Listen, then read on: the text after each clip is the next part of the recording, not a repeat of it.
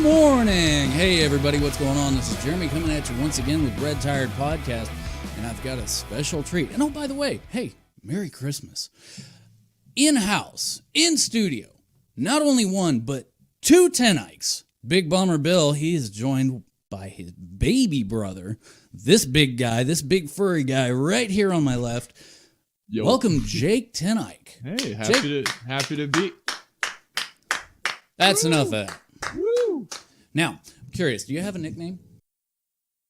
No. Genius.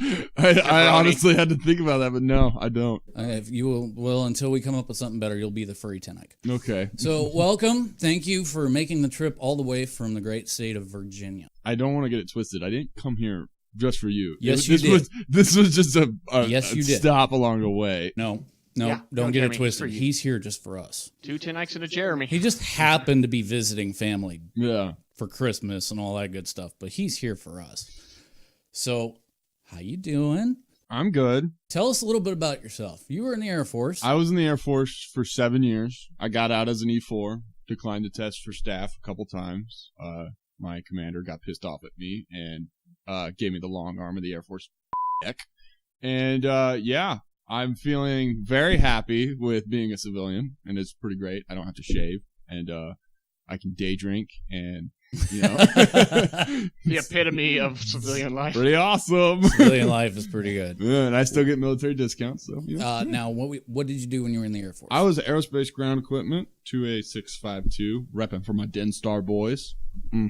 But no, I was just a diesel mechanic. So. Oh, okay. Thanks for dumbing that down for the Yeah. rest of us. I So worked on engines. diesel generators, air conditioners, hydraulic man lifts, pneumatics, nitrogen production, just stuff like that. Like the stuff that when you see the movies and they go to the Air Force base and it's just like little ground carts that have wheels on them. Mhm. I worked on those. Okay. So it's pretty cool. You were the guy in Top Gun that was back there turning the wrench while Tom Cruise was doing all the cool stuff. It's Play like, volleyball. why are these guys playing so much goddamn volleyball? Your jet's ready. I mean, you guys could go bomb some. I actually never worked on the jet now. I never worked on the jet, never wanted to work on the jet because I remember I was on the flight line and I was like, I wonder what it's like to work on the jet.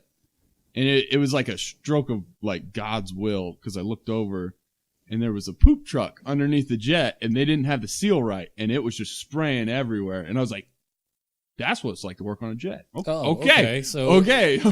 Let's Don't wanna talk do about that this job. poop truck. I'm happy right here. It smelled horrible. So, wait, because I wasn't in the Air Force. I don't know nothing about no poop trucks. This So- is new terminology. They got like this, usually they're like these little Isuzu, almost semi-truck. They look like the box trucks, but instead of the box on the back, it's literally like a tank. Is it like a porta potty truck on steroids? No, it actually looks like a really dumbed down porta potty truck.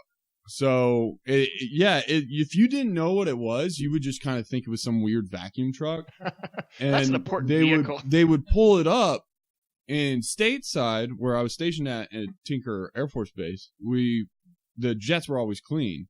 And they would hook it up and everything and like to the bottom and they'd pump out the poop and the pee from the pilots because the pilots don't do anything important. They just poop and pee on the plane. Right. There's nowhere to go otherwise. Yeah. It's just like right So- there. I'm gonna go poop. They would like take it out and stuff. And then like you would go when we were deployed to undisclosed location.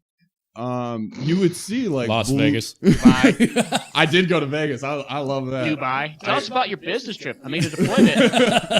But if you would go there, you would just see like blue streaks all down the side because they didn't use the poop truck as much because they would just like sometimes just open the door and just fill the desert. Yeah, sure. Why not? Makes sense. So yeah, I'm just glad I didn't have that job. I'm kind of glad you didn't. So, what do you do now? Right now I work for a college, a university. I won't give the name, but in Virginia, and I'm building automation. So I can do all my work from my cell phone. And I go up, and if somebody's hot, I cool them down. If they're cold, I heat them up. And Yeah. So you did something that's very different from like say what Bill and I and Eric did. yeah, We went. We're like, yeah, we want to go do cool stuff. We want to do Army stuff. So we're gonna go join the infantry. And you went, maybe I should leave with some kind of a discernible skill. that was in the back of my mind when I joined. Eric pulled me aside when I was like 17, about to sign up for the Army National Guard. and he was like, "Hey," Dodged a bullet on that one, right? he's like, "Hey, no, That's a no-go, bro. He's like, why don't you go to the Air Force? So like, I talked to the Air Force recruiter because the Navy recruiter actually wasn't in that day, and the Air Force recruiter was right across the hall. The Navy recruiter wasn't in The that day? the Navy recruiter wasn't in that That right day. there. Must have been a weekday. And my buddy Keith, who was joining the Navy, he's in jail now. He didn't join the Navy. He was like, well, the Air Force recruiter is pretty cool. Do you want to go talk to him? And I was like, well, sure. We're skipping class anyway, so we got to talk to a recruiter to say, we were doing something. So I walked in there, and it was this Staff Sergeant Bailey, and he sold me the world about you can do whatever you want. And then as soon as I got off the bus, I was like, that mother lying. He lied so Where are the girls much. at? Where's all the hell? What? So This ain't a party? yeah, There's no ice sculptures in the dining hall. I was talking to him, and I was like, man, that sounds pretty cool. All right. It's like, I'll join the Air Force, and signed up when I was 17. And the only stipulation I had, I didn't have a job picked, or I was just like, hey, let me have one last summer where I hang out with my friends, hang out with my boys, go to basic training. And he was like, yeah, I can make that happen. So signed up as soon as I graduated when I was 17, and then in October of that same year. So graduated in May, Yeah. and then had all my time, and then in October. There was a funny story that Bill was telling me because you guys were in basic training about the same time, right? Yeah. So Yeah. Bill had Bill had told me, he's like, yeah, I went to basic training, and then I got this letter from Mom and Dad, and they were saying about how cool Jake's graduation was, and I was like, but he graduated already? Yeah. How did that story go? They were telling me that they were like, they graduates this day, and I left in September 9th and got out like December 14th, and they cut mine a week short because it was Christmas, and so they didn't want to interfere with Christmas. So they're like, just cut it a week short, whatever, And so in our job line, they just mix Nothing else we can everything teach together. these window lookers, anyways. These idiots. So they mix it all together anyways. So we're not like you. We don't do the basic training and then go to AIT. We just mix it all together. And the only time we knew that we were doing AIT was because they're like, hey, your basic's done. No, ours wasn't called AIT. Ours was tech school. Yeah. Yeah. So I was doing that, and I was just in like FTX. It's our final field exercise, kind of a culmination of everything we learned. And we were in the field, and I was sitting a little hasty. It was dark out. The rumor had gone around that this ex-sniper drill sergeant was walking around the perimeter. He had a scar on his face. Terrifying. First day of basic training, I saw it, and I was like, as long as I'm not in that guy's platoon, I'll be good. And he's like, hi, I'm your new drill sergeant. And I was like, okay, I'm going to die. But I was sitting there, and like to keep myself awake, I'm like, well, it's 7 o'clock now, so it's about a 2-hour delay back in San Antonio. Mom and Dad probably heading to the training right now, heading to the air base to go see Jake's graduation. Then I get to go sleep for an hour, wake up, my watch again, because we switched off by the hour, and I'll be like, we're probably in warm Texas heat right now, getting a nice full meal in, enjoying loving family. And like I did this for like 6 hours, and I was like, I fucking hate Jake. It got to the point where I was just mad. It was really cold that morning. Anybody who's watching this can tell how animated you guys are because there's a lot of hand movement and stuff like that. And I really appreciate it. One thing was you were actually pulled up on your weapon as you're describing this story, and you didn't move away from your weapon. I got to respect that. Anyway, so now you live in Virginia. Northern Virginia, West yes. Virginia. No, Don't start with that. no. That's a sensitive topic. I live up in Northern Virginia now because I was getting out. I was in Oklahoma City for 7 years while I was in the Air Force, and I was getting out. I was like, I need a change of scenery, and not talking bad about my brothers, but when you're coming back from overseas and you're getting out, you usually go home and you get on your feet with your family. Right. The Air Force isn't like that, really. The Air Force, not to downplay it, it sort of runs along the lines of a daytime job, except with a day job with a lot more. I could believe that. I got to call you right now. You got to come in right now. And that's, there's not bad with that. It's just, that's what we compared it to, because instead of being overseas for a year, if you didn't pick that, you didn't have to do that most of the time. Like Korea, you could go to Japan, you could go overseas if you wanted, but usually you could come back stateside and kind of hang out for a bit. So I was in Oklahoma City for like a year after my last deployment where they forgot me And I was like, hey, I'm supposed to go home and get out in 2 weeks. And they were like, hey, no. And they forgot me there. And then I left late, and then I had to extend for a year. And so, like, when I was getting out, my dad's like, well, you're coming home, right? I was like, no, I'm probably going to go to Virginia because my buddy said he got a job lined up for me up there. So I'm just going to go there, and I'm going to live on that side of the country and see what happens. And I packed everything I owned in a U-Haul trailer, hooked it up to my 2011 Camaro. And he said that right. Wow. Lowered, cammed, full exhaust. It was nasty. Drove it all the way to Virginia. That was a 21-hour drive. Never went into fifth gear the whole way. Just in a Camaro, I got so many weird looks. Your transition process is very, very different. So, to my personal experience, when I was in the Army and it was time to get out, we did a process called ACAP. It was 2 days. They were talking about writing resumes and all this stuff, and they were like, "Oh, good luck." Yeah, they don't do that anymore. But with you, they started you at the VA disability process. Oh my God, yeah. You had a job lined up. Security was there before you got out. Yeah, there was a huge safety net. Do you know if that's military wide or is that just an Air Force? As far as I know, TAPS is what it's called now. For when you're leaving the class, it's a week-long class. And as far as I know, by Congress, that's every branch. Really? And the thing they don't tell you is it doesn't matter how many times you could take it. You have to take it at least once. But you could take that as many times as you want, as far as I understood. So there was people who were taking it. They took it like 3 times. Just for the sole fact of it's a week, 5 days, and they are just cramming you with information. Hey, here's what you do for VA. Hey, here's what you do for a job. We're going to write resumes. We're going to give interviews. It's not 2 days of like, wear civilian clothes and, dick around. No, it's 5 days of you dress professionally. You show up at this time and you are going to get packed full of information. Like, I left and I had a stack of books and I'm just like, this is everything. Now, as for the VA disability, I only saw that in the Air Force and Navy. Okay. The Army personnel I was talking to before I got out, they didn't know they could go and they could file VA disability. And it was like, no, you file disability as active duty, you get put on the top.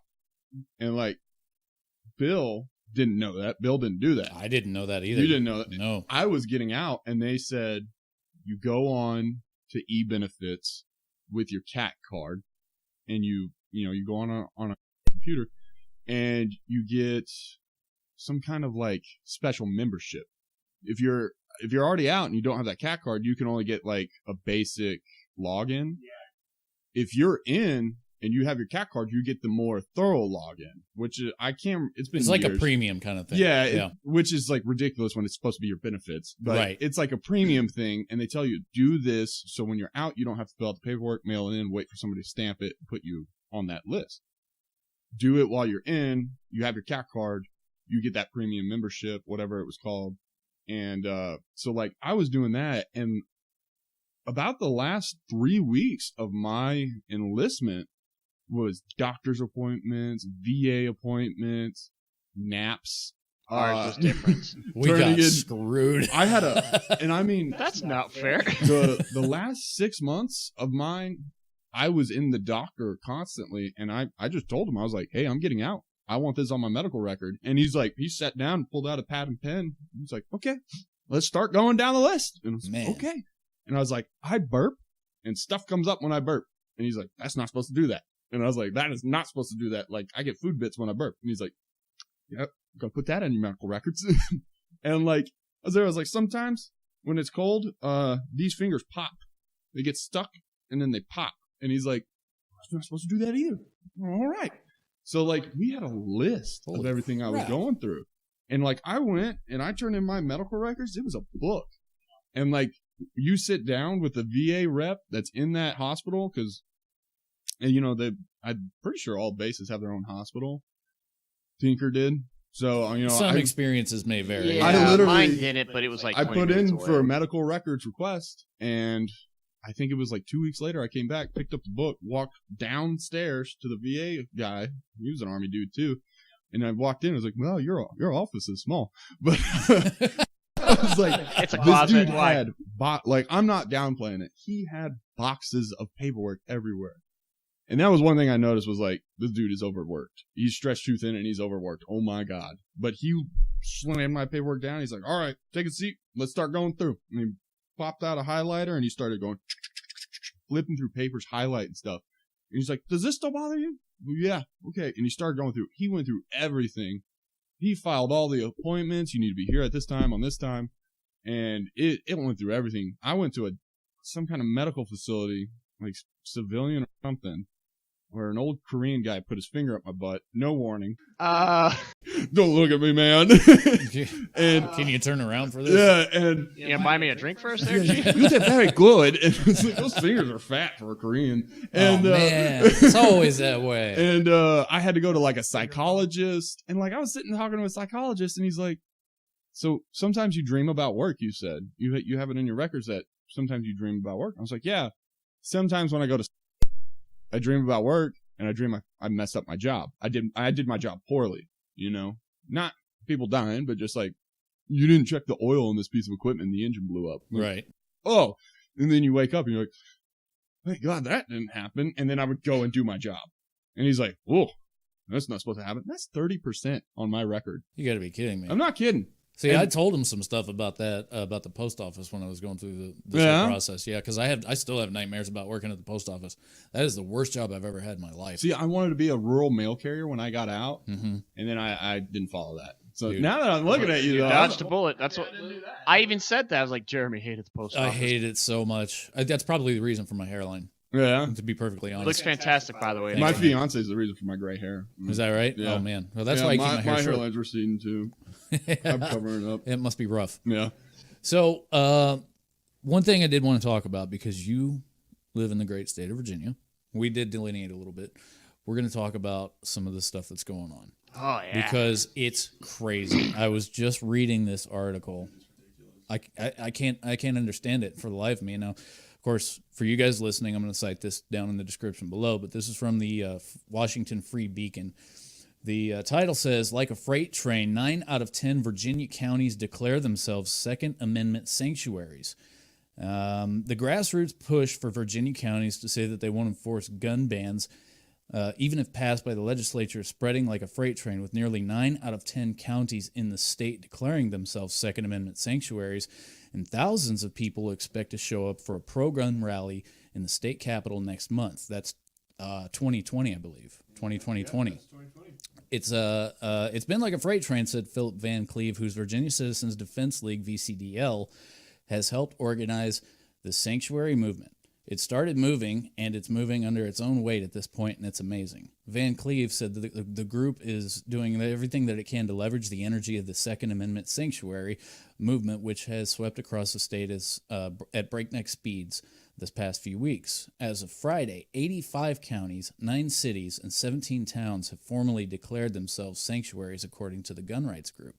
If even a fraction of the tens of thousands of people who showed up to this county board meeting show up at the VCDL on 2020 in Richmond, Van Cleve said that it will be the biggest event the group has ever held. He's hopeful to bringing the state's gun rights supporters who have shown up in droves for meetings across the state to the State House, which will send a message to the newly elected Democrat majority and dampen remaining enthusiasm for new gun control legislation. So, Virginia. Okay, so we got to talk about Virginia first of all, because I mean, this is like one of the states that founded our country. Yeah. One thing I got to say though, most of Virginia does not support that kind of gun law. Right. It's Northern Virginia that is pushing for all of this, which we somehow still have a mayor that did. He's not sure if he did blackface or Ku Klux Klan hood, but he's still in office. And then you got Bloomberg pumping in money like crazy. Yes. And it's ridiculous. And so the Second Amendment sanctuary city, I may be wrong, but from what I understand, it's the local law enforcement will not help federal law enforcement enforce gun laws, like Wyoming, and confiscate guns and stuff like that. And it's really fun to talk about the revolution, you know, like It's really fun to talk about. Fun to talk about. But I gotta be at work on Monday. I got a job, man. I gotta support my family. Like, It's a good point. I mean, how can stuff like this just happen? And they know they got me by the balls because it's like, dude, I got a car payment I gotta make. Mm-hmm. Like, if I don't go to work, I go poor. I go out of home. Like, I got a fiance over there that I love. Like, she's all right. just told me to stop hitting the table. Yeah, stop hitting the table. So, dude, it's scary. They're wanting to make felons out of us overnight. They're wanting to pass this stuff in the dead of night because they know that's how they have to operate. Yeah. They know that what they're doing is wrong. They're trying to make a felon out of me. I've served my country. I love my country. And there's some stuff I don't agree with. And I'm not going to say I sway right or left. I'm not Republican or Democrat. I'm just leave me the hell alone. Like, just you know, if you tax me for roads, fix the roads. If you tax me for the car I drive, that's kind of bullshit. Like, just leave me alone. You shouldn't be taxed for the luxury of owning your own stuff. I know. That's ridiculous. But to your point, there's a lot of things that we get taxed. Do you own a home? No, we're actually looking to buy in spring. You might check your state laws. Property taxes there can be certain exemptions for certain disability ratings. Oh, really? Yes. I don't pay any property tax. You're shaking your head, yes, right? 0. Really? I'm 100% disabled though. Yeah. So I pay 0%. But check your state laws on that. Anyway, so what's the environment like? The political can you feel climate? The tension in the state? Dude, you could feel it. Yeah. I mean, it's I don't know. It's probably just the people I hang out with, but there's a lot of pissed off people. Sure. There's a lot of people that they don't understand how something like this has even made it this far. And then there's people like me that are kind of, we're pissed that it's happening, but at the same time, are they trying to push something so crazy so they can get something small that they want passed? So we walk away thinking, yeah, we kept our gun rights. But at the same time, they're thinking, well, we got what we really wanted in the first place. Well, that's what Dad said. Dad had brought that up when that first administration. They're just trying to get it where we come to a compromise. Yeah. Because we'll meet them halfway if you just get rid of it. Because, like, the Green New Deal, like, in that stuff was, like, you have to poop in bags and stuff like that. And there was, like, some crazy stuff in the Green New Deal. That might be, like, a little too far-fetched. But there was some crazy stuff in the Green New Deal that we were like, what are you talking about? Like, I'm not doing that. Right. But it was all about compromises. You're not going to go that crazy and give them what they want, but still, at the end of the day, they got what they want. And you feel like you want. It's like when you go to sell a car, I'll sell it to you for 10. You really want 7 out of it. And some guy comes up, I'll give you 7. Okay, deal. Yeah. You got what you wanted out of it, and he thinks he saved $3,000. Mm-hmm. That's how it goes. Yeah, so we live in a really weird time because the left has gone so far to the left that I don't even recognize it. Like, listen, I'll be the first person to admit I'll vote for whoever sounds good. Yeah, I voted for Obama in 2008 because I believed what he was saying. Yeah, if one of my favorite presidents was a Democrat. Franklin D. Roosevelt. One of my favorite presidents was a Democrat. Yeah, Franklin D. Roosevelt. Yeah, and that's one of the things is the two-party system seems like it's killing more than it's helping. Oh, it definitely is because there's no real compromise anymore. No.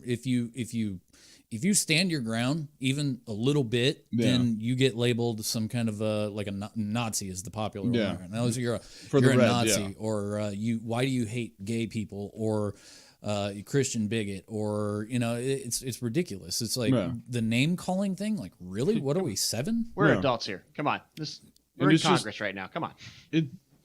It's really sad to see that people are divided like that. Mm-hmm. I'm blue. You're red. You. Like, that's the thing. And you're there, and you're like, well, like, if they ask me, I'm like, dude, I would love free healthcare. Coming from the military, being able to walk into a hospital and throw that cat card down and be like, I feel funny.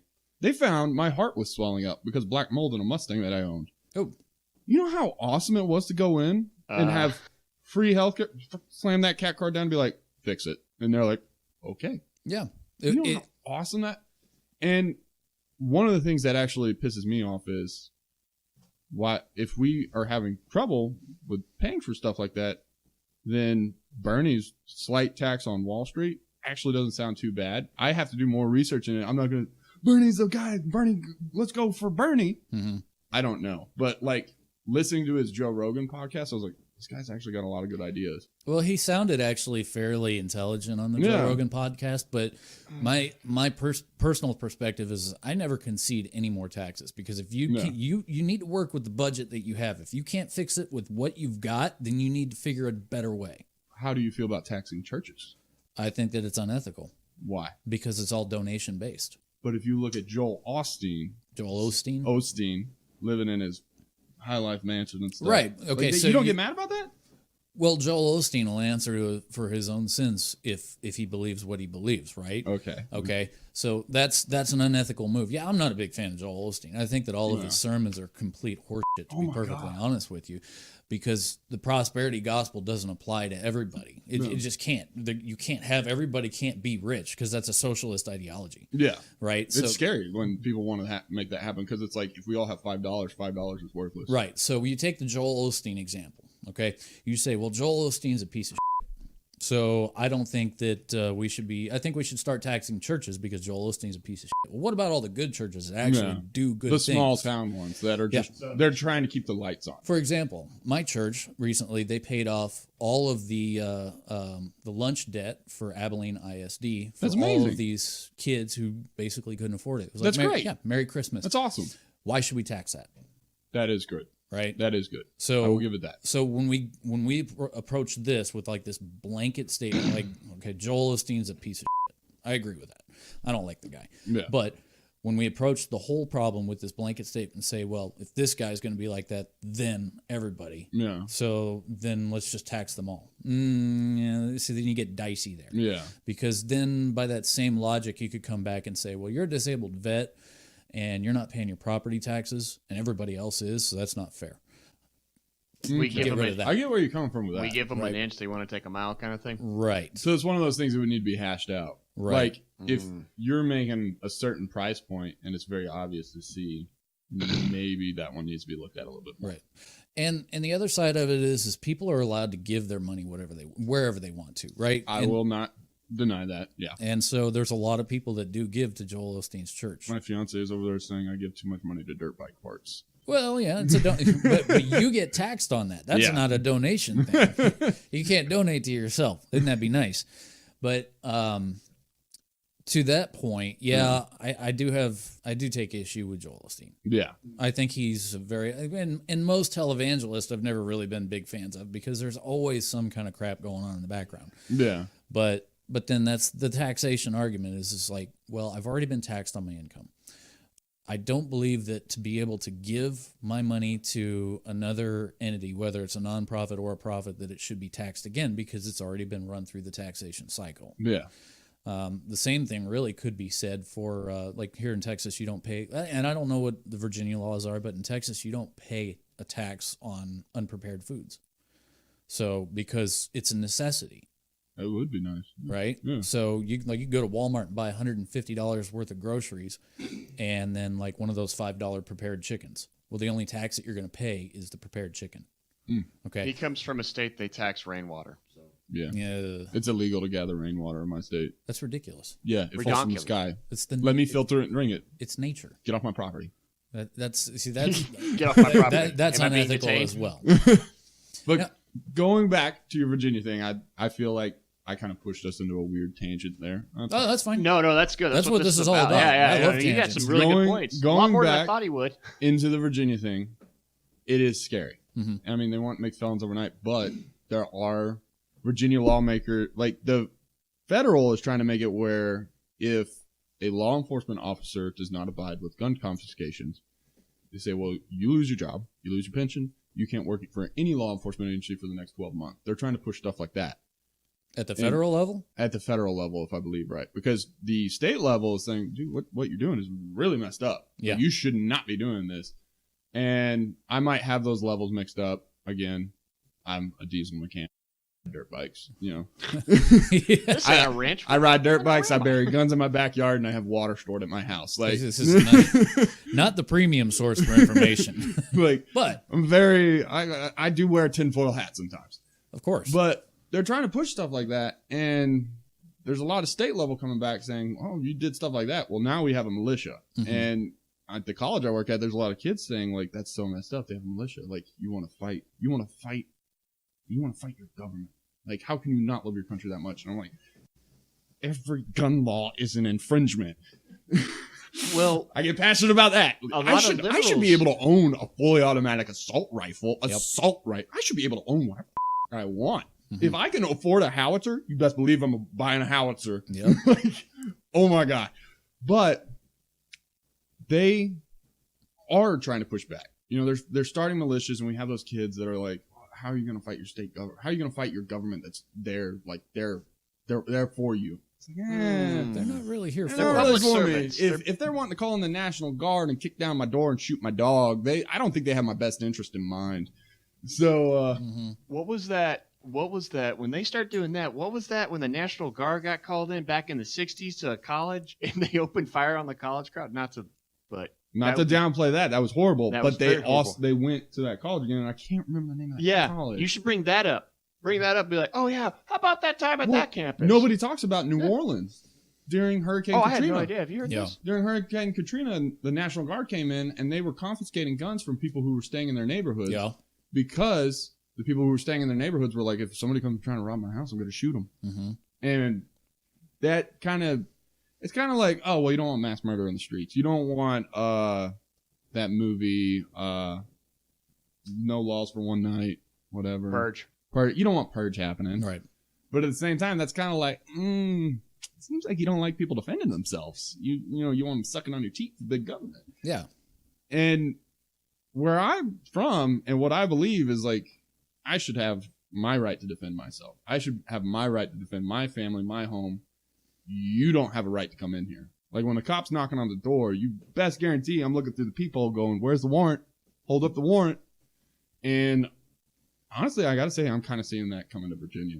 Yeah. A police state. A police state. I mean, we kind of already all do live in a police state in the first place, but I kind of see that happening in the future, and it's scary, dude. It's terrifying, man. In my state, and it's like, well, if it's my state, who's next? Right. There's been rumors that Bloomberg wants to go to Texas, and that's not a fear thing of like, y'all should be scared too.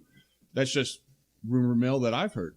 And we've already seen it happen in California. So there's people saying, oh, well, it's crazy. It's not going to pass in Virginia. Look at California. Look at how crazy they do it in California. And then you try to show them the statistics of gun owners to violent crime, and they don't like it. Yeah. They don't like seeing that the least gun-owning populace has the highest crime rate. They don't like that. And you don't know why. It's just something about lay on your back and just.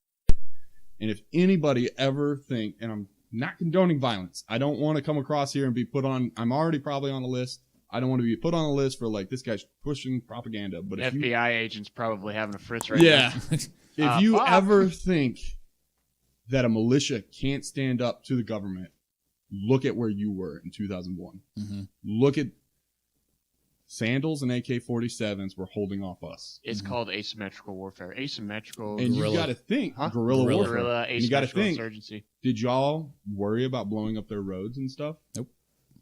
They would be worried about blowing up the local infrastructure in our area, so they're going to be even more limited. That is terrifying to think that I might walk outside my house, get in my truck to go to work, and there's tanks rolling down the street. Yeah. There's Humvees on the corner. At that point, you need to get out. And you need to come to Texas. Dude, that's terrifying. It is terrifying, but that's kind of like that's kind of the direction that the liberal agenda has been pushing us, and that's why for like somebody like us who sits in the middle, like I want to make the best decision for my country. Yeah. And I see this crazy stuff about pooping in bags in the Green New Deal, and we need to just shut down our power infrastructure and just start again. Yeah. No, that would kill people. Yeah. And there's no. It's either. Like AOC, for example, she's either really, really stupid or she's really smart and she's pretending to be stupid. And I can't figure out which one it is. Dude, you can't. You can't see it in today's political climate. You can't see what people's true colors are. Yeah. Because if somebody puts their true self out there, I want this to happen, they're nicks. Crenshaw, didn't Crenshaw do that? The Navy SEAL congressman. Did do what? He did the red flag law. He was like, I'm pro-Second Amendment.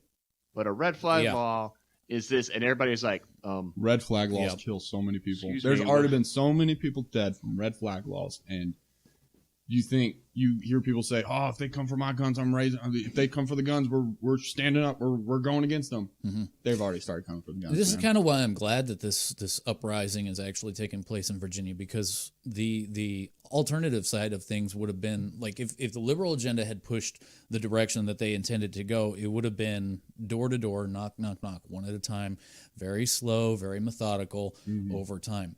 But then somebody got a little too crazy and decided, like, well, we're just going to ban guns in Virginia. And, you know, the minority, well, actually, I guess it would be the majority. There's a lot of gun owners in Virginia. Yeah, the majority of people voted for that crap. No. And I don't know if people just aren't turning out to vote or what, but democracy is turning into a really crazy thing. You hear politicians talk about this all the time. They're like, well, you know, we have to protect our democracy. Right? Do you really understand that we're not a democracy? We're actually a constitutional republic. Well, we need to protect democracy. But democracy is one man, one vote. Right? Yeah. So, and that might work well at the local level. Maybe at the state level. I'm not even really convinced that it works well at the state level anymore. But we're in a place right now where democracy has actually been perverted so much because of the concentration of liberal ideology in such small places. Yeah. That places like what's the capital of Virginia? I'm drawing a blank here. Was it Richmond? Richmond. Thank you. Why are you looking at me asking? Like you asked me. Because I hate that state. I live there. I hate that state. But the capital of Virginia is so overrun because it's the populous area, and they live in their own little bubble, and they all echo chamber off of each other, just talking about liberal ideology. You're right. You're wrong. Why am I wrong? And it's really concentrated in northern Virginia, college campuses and stuff, because there's just some of those professors just pushing some crazy stuff about. See, and that's why you hold my hand, I hold yours. Like we all just like lay down and we're good. And it's like, no, there's a lot of people that they just want to see you bleed out to see you bleed out. Mm-hmm. Like, I read a statistic not too long ago. I think it was like 1 in 7 college professors is actually a conservative. Oh, dude, you do not see conservatives where I'm at. It's so rare. Not that good. And as building automation, I go into a lot of rooms. Mm-hmm. Hey, you're hot. I got to go into this room. And out of every one of them I've gone into, I've only seen one Trump-Pence logo. Yeah. Now, I'm not saying Trump-Pence is I support. Remember, I'm not red or blue. Just as, hey, there's a conservative in this room. As someone from the outside looking in, hey, there's a conservative in this room. Mm-hmm. And one of the old guys at work brought it up. He's like, you don't see that very much. He pointed it out. And the dude was like, why do you think I'm in the back here? And I mean, the dude's office was smaller. It was half the size of this room. Yeah. And it was hot. There was a computer. Computer puts out a lot of heat. Yeah. He's no ventilation. He's sweating in there. And we're like, dude, we're sorry. Like, they're trying to run them out. Yeah. They are, you see it. They're actively trying to push them out. Mm-hmm. And it's as soon as they say, you know, conservative ideas aren't that bad. It's like, oh, conservative ideas aren't that bad. Well, you must say gay people. Racist. It's like, well, what? Like, no, like, what? What? We actually appreciate the family unit. Yeah. Like, we believe that a father has a good role in the family, a mother has a good role in the family. There's a purpose for all of that. That's crazy talk there, Jeremy. And let's stick to your in numbers. my mind, I'll call myself. Who cares if it's two fathers raising a child as long as the child's loved? I can understand that. That's a good way to look at it. I don't care who does what, but the point is that a mother plays a role that a father can't. Yeah. It's simple. I mean, there's biology that you can't be denied, where a mother is nurturing and a mother is loving and affectionate, where a father is very like, affectionate guys. Rub some freaking dirt on it. Yeah. Right? Yeah, and that's not the standard because of stereotypes, and obviously there's some men who are more effeminate than others and can play kind of like a mother role, but you can never really replace a mom. You just can't. I think give us a few generations and it will be the norm, and we grow. Let's digress and agree that whatever happens in a home, as long as there's love, it's good. That's a good way to put it. It's good. Yeah. I'd rather see kids that are adopted out to. I mean, whether it's a gay couple, a straight couple, I don't care. I'd rather see kids getting out of the foster. Dude, that foster system care. Is super messed up. Mm-hmm. I mean, they're not as many kids as the priests are, but they're still getting Catholics. Okay, anyway. But gonna have to bleep that out. But yeah, dude, there's just some crazy stuff going on up north. And honestly, Virginia's a beautiful state. Mm-hmm. Like, looks beautiful. I'm in. Love to go there. Like I said, I ride dirt bikes. No, I wanna stay. I go all through those mountains. I've had a gun pulled on me, and I was like, "Hey, man, you're right. I'm not supposed to be here." As I'm sitting on a dirt bike, and I'm like, "But I am lost, and I have no idea where I'm at." My bad. And he's okay.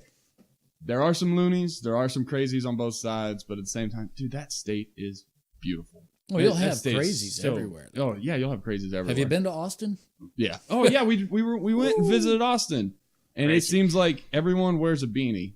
Everyone wears a beanie and looks a lot like my facial hair, and it's like I'm wearing a beanie because I'm cold. Like, Yeah. and there's a lot of people with rolled up and the mustaches and everything, and I'm like, hey man, whatever, you do you. You do you, but Yeah. Do it away from me. Yeah. I went to a wedding in Virginia. Yeah, oh, yeah? Actually, my fiance's sister's wedding, and Congratulations. congratulations.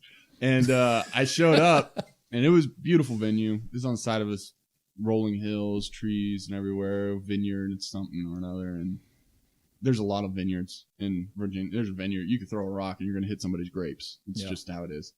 And Lucky you. I remember I walked out of the main eating area to go to the bar, and they were packing up the bar. And I was like, hey, man, before you pack it up, can I get a beer?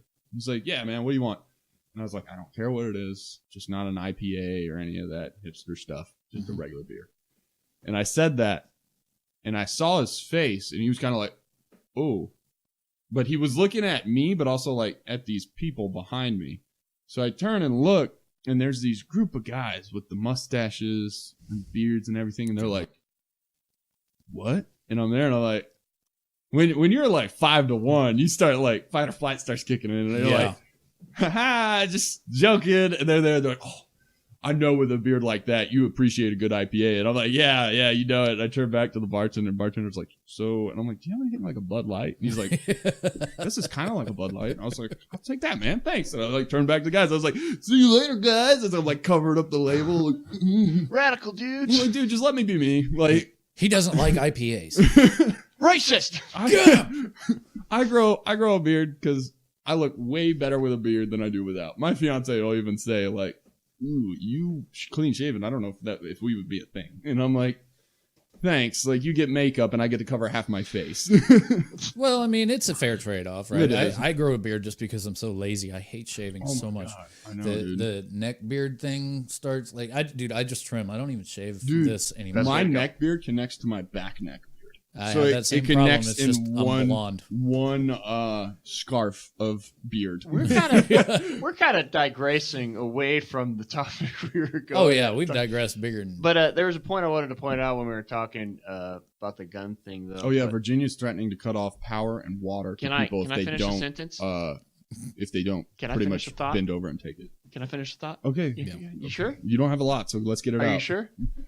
One thing I wanted to do was the Second Amendment. A point I figured this out years ago in my once in a lifetime epiphany. Every gun law is an infringement. But Second Amendment, I mean, what was it designed for when it was originally planned?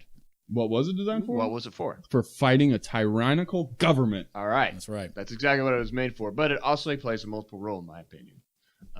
Obviously, house defense, but it has a third role.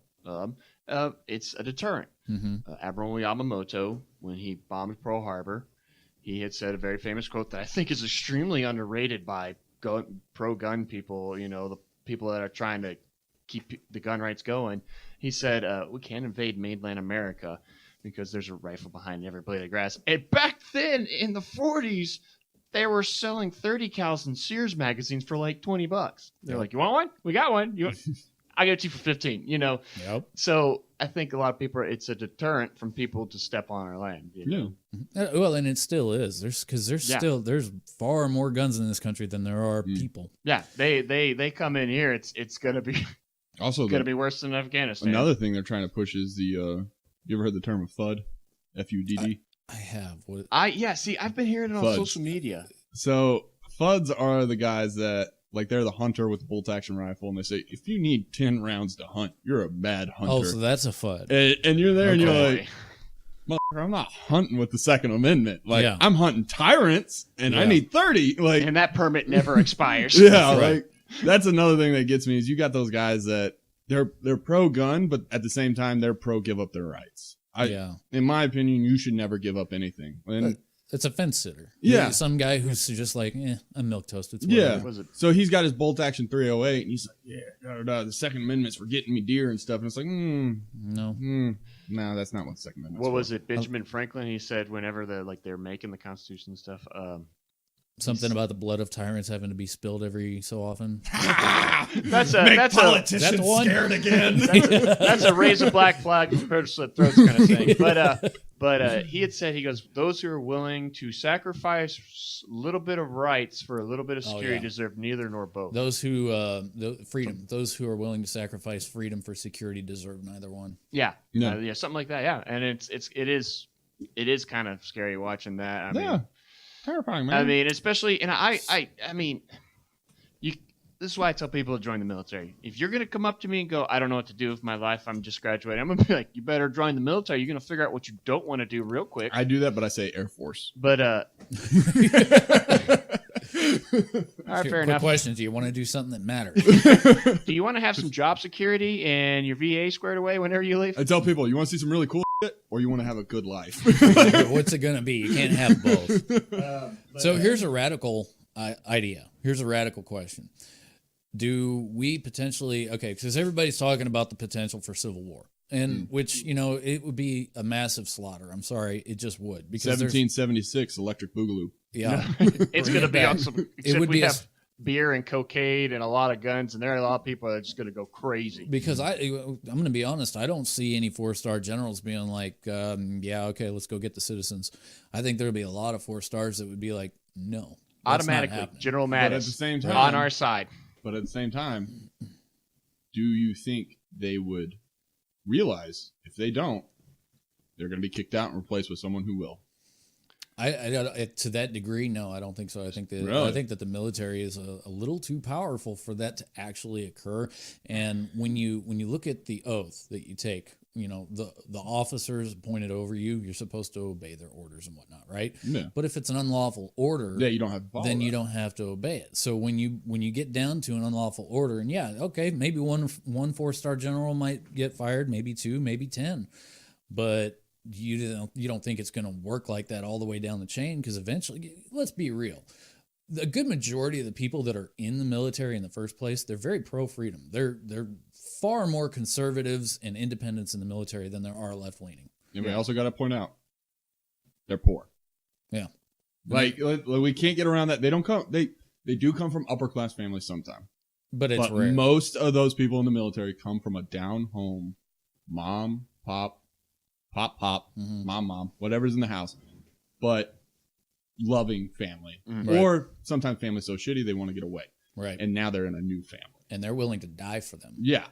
One thing, both of y'all's sides about replacing someone, I mean, like, I believe that because you have the couple guys, like in the impeachment, didn't they have a couple military officers in like the impeachment hearings they just did? Didn't they have some military officers? Colonel Vindman. That was just kind of like, hi, I'm an officer. Yeah. Yeah. And then they have like, I've know CNN has gotten some officers, they can replace it with someone new. And you're right. Most of them are going to go to our side. And like I said, they will replace it with someone new, but I guarantee that person they replaced with them ain't going to have the experience of the guy that went to the other side. Yeah. So you're looking at kind of the ideology again with the radical split, right? So let's say that the split countrywide actually starts with the military, because a good majority of people are going to be like, no, we're not doing that. Yeah. They will. You win. Even consider the National Guard, right? That we just talked about New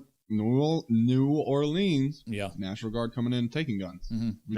We just talked about that. They didn't. And they didn't say no. And it was done undercover. Nobody ever knew anything about it because the media doesn't report that kind of stuff. Yeah. I know back in when Obama was in, I heard don't quote me on this. What this whole segment is just don't quote me on this. Never quote Bill. Don't quote me on this, but the government is don't quote bad. the TenEycks. Yeah, don't quote us. This is something we heard. But I went down to the drugstore and I heard there was going to be a fight. He's going to have don't quote me. Quotes. Don't quote me. Not TenEyck. That's going to be the name of this episode. Don't quote me. But back in when Obama was in, he had a deal with Canada that was, if martial law had to be declared, he knew martial law would be kind of a real bad thing. And a lot of people would be like, no, like, he had to deal with Canada where Canada could deploy troops. And if a situation like that ever arose, where the Boogaloo kicked off, right? I don't know. Igloo. Big igloo. Canada come in and then they're sure as shit, you know, UN's gonna show up, and I'm not worried about the UN. Oh no, I'm not worried about maple it. But flavored death. I'm kind of excited. I'm kind of excited to take on the French on American soil because I get to get a new rifle, and you know it's only going to be dropped once, so it's a perfectly good rifle. So the question then that comes to mind for me is like, where do we see this going? Do we really see like a second civil war, or are we looking at more of a country divided where maybe people say, you know what, you go be liberal America, we'll go be conservative America, and you just pick where you want to go? It's really hard because, I mean, my brief existence on this planet, and the political understanding the political climate, you see some random stuff like, you know, a good example is Obamacare, and you're like, that's never going to happen, and then all of a sudden it gets somewhere, and you're like, okay, they could go several things. It could take a far right, and it could just be like, all right, Boogaloo's on, let's go. It could slightly turn left and be like, oh, it's dying down, nothing's going to happen. It could do more slightly go right, left, and it could happen. And Virginia could have no guns, or it can go off, and exactly how you said. You go over there, do your thing. We go over there and do our thing. We start growing divided. And 100 years from now, then we have a Boogaloo, a civil war. And our nation is not one big nation. It's two separate nations that exist in the same plot. Well, because it essentially is anyways. Yeah. You have metro and you have rural. I mean, where do you here's want how rural is right in the center and transport everything for the metro. Yeah. Because the metros, I mean, we'd have to have some crazy trade deals going on if this country came to that. Oh, my God. Texas should succeed. I mean, really, in that kind of an environment, I don't know how the rural wouldn't be able to. I mean, there's nothing that the metro areas and the liberal areas like the New Yorks and the Californias wouldn't really be able, like they would need middle America. Yeah, most of the people, it's impossible. Most of the people out here in Abilene, I mean, look at us. I mean, you're, not to downplay the Air Force, you're in the Air Force and you're excellent at outdoor camping stuff. Mm-hmm. I was in the RAF. Yeah, though I don't go camping much. I'm like, I get to sleep in a sleeping bag and I have to set up a tent. Well, it's not as gay as that other time when I was in the Army. It sucks, but it's also like, well, we're willing to do it. That seems pretty cool. Well, we'll cut off your power. Well, good luck. Have fun with that. Yeah, and it's crazy because they're going to have to decide how to cut power off because there's going to be people that will die because of it. You got people in the hospital, maybe on life support. How do you cut power off to one place but not another? And then you have to consider you got to take electrical engineers and bring them into the fold, and then you have to bring in electric companies into the fold, right? So then they have to pick a side on. Are you talking about the government giving preferential treatment to private companies? Whoa! What? No, that's dangerous thinking, guys. We got to stick to our numbers. No, confused screaming. They don't know what to do. And then that kind of leads to another area that I think a lot of people nowadays, social media has become a weapon. So then you get the PR. Yeah. The government just shut off a bunch of fear mongering. They're pushing their agenda through fear and stuff. It has been. So we've become the bad guy. Remember, because for a while there, they were like, well, he has PTSD. Yeah, you serve your country, but he has PTSD. So why give him a rifle? Oh, yeah. I don't have PTSD. I'm just a normal guy who likes to shoot guns. Yeah. You trusted me with a multi-million-dollar armored vehicle. Now you're like, hey, here's your DD-214. You have a good... Is that an AR-15? Yeah. We're just going to take that with us because we don't trust you with that.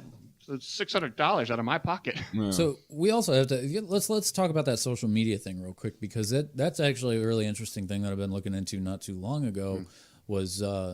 They're blowing up certain aspects and making them seem way more big than they actually are. Where when you stand back and look at the whole picture, you're like, that makes up like 2%. Well, consider Twitter, okay? The Twitterati. It's obviously a very left-leaning platform. And if they can get celebrities to start saying what they believe on Twitter, then people lose their shit. But here's what's crazy. Only 22% of America is actually on Twitter. I just pulled it up to make sure I had my numbers right. Wow. That's it. I had Only to 22%. double check that. I'm not on Twitter. Huh. Are you on Twitter?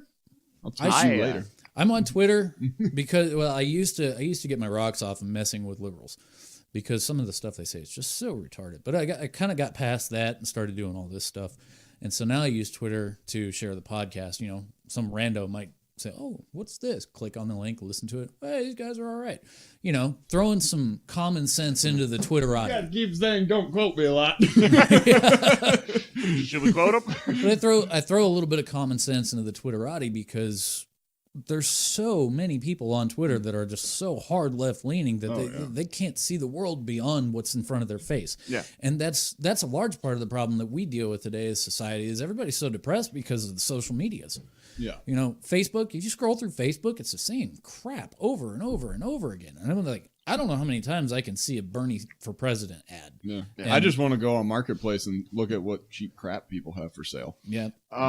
You could actually see, like me, I look at my history, and so you can see the progression of the social, not necessarily social media, but it evolving into the social media giant it is. Like World War II happened, that the president was like, well, we can't show this footage. A lot of people are going to be really bummed out. But then they're like, well, we have to get people motivated to join. And so they start putting it, and then you start getting to Korea, same with Korea. And it wasn't until Vietnam started happening. The reason why a lot of people really hated that was because it put the war in your room at 7 at night, every night. And so people were like, this is war? And Yeah. I guarantee a lot of the veterans were like, well, yeah, that's war. That's what we did. That's what we go fight over there. That's war. But they didn't like it. So that's why a lot of people were like, no, I don't like that. And then you had, Gulf of Tonkin or something like that. You had that random BS. But now then, as you move farther, Gulf War almost became a tragedy. Highway to hell, where we just bombed the crap out of a bunch of Iraqi vehicles and civilian vehicles were caught in there. And that's when, and it had such an effect.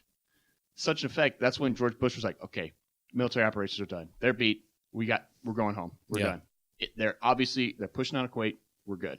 And then you get to MySpace and Facebook, and now in Afghanistan, there's pictures of soldiers in Afghanistan. Why are they attacking this village? And it just, social media builds it up to something's wrong. But then the village is like the soldiers on the ground are like, well, we heard there was a bunch of guns in there. We're just going to look at the guns. Mm-hmm. I guarantee you, I smiled and waved at people more than I pointed my gun at people when I was over there. Oh yeah. Yeah. And hearts and minds. But people, social media, and then now who's ever in control of social media is like calling all the shots. Well, and any idiot can edit a video to make it sound like something else. Yeah. And they do that all the time. Yeah. You don't know what's and like deep fakes coming out. That's terrifying. Like you've seen the one where they put Nick Offerman on everybody's face for All in the Family. I haven't. Dude, you gotta see it. It's Nick Offerman. I think it was when he was playing Ron Swanson. Ron Swanson Really? from Parks and Rec, and they put it over the kids, the parents. They put it over everyone's face. It's his.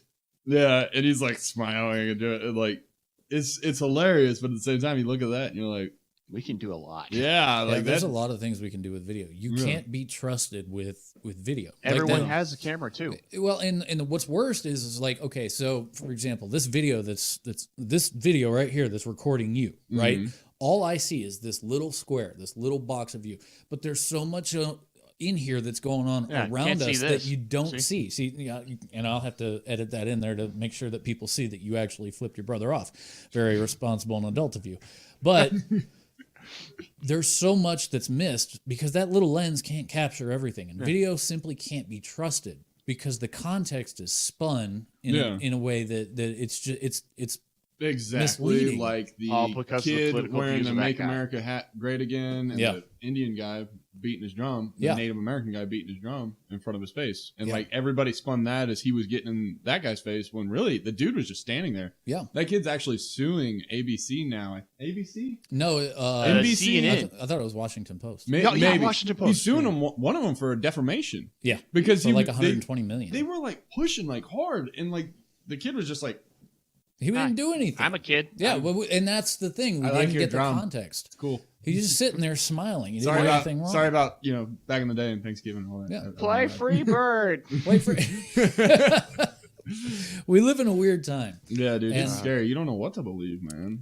I see the pendulum swinging back the other way because if you go, you'll appreciate this. If you go into historically speaking, you look at every generation, 20s, 30s, 40s, 50s, there's always something that's so extreme one way and then it swings back. Look at Prohibition. So does that fall in the hard times make tough people make easy times, easy times Absolutely. make easy people? Absolutely. So Yeah. we're just due for a Fair hard enough. time. It's Yeah. that's you have to be sick a couple of times to have a healthy immune system. That's of right. thing. Man. Yeah. I mean, Let your kid eat dirt every now and then. I He'll just be want to all right. make it known. Paint chips are I good. lost all my weapons in a boating accident. So if Yep. they come to my house in Virginia, I'm sorry. I only have a 380 and a tiny 9mm now, so stay off Luckily, my property. He was able to recover those from the mud. It was close though. But luckily, Love those. I purchased a new AR-15. I don't know nothing.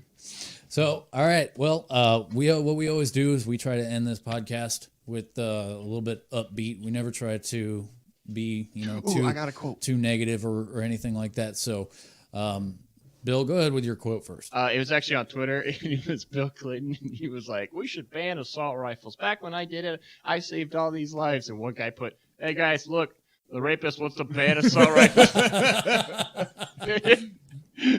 Okay, go ahead. That was beautiful, Jake.